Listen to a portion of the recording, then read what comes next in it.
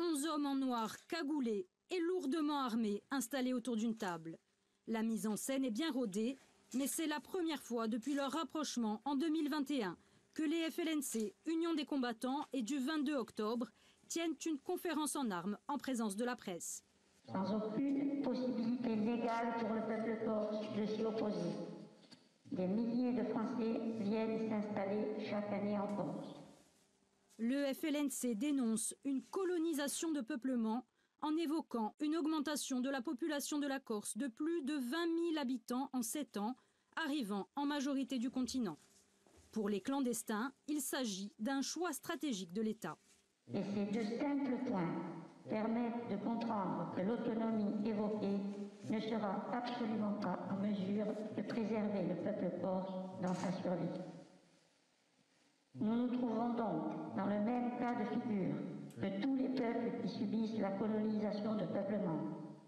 Et l'alliance à venir entre l'exécutif de la collectivité et la droite insulaire ne pourra en aucun cas constituer un consensus puissant capable d'apporter des solutions à la disparition de notre peuple. Les clandestins affirment une nouvelle fois n'avoir aucun destin commun avec la France.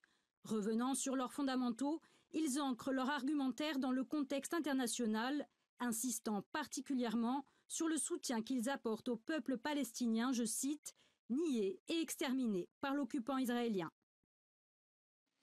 Parce que nous sommes les FLNC, nous serons toujours solidaires de tous les peuples de par le monde dans leur droit légitime à l'autodétermination et à l'indépendance sur leur terre.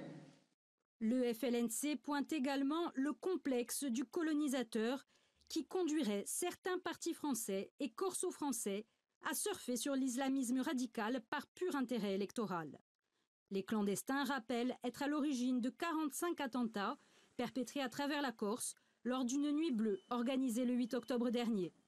Le FLNC dénonce l'usurpation de son sigle par ce qu'ils estiment être des manipulations barbouzardes.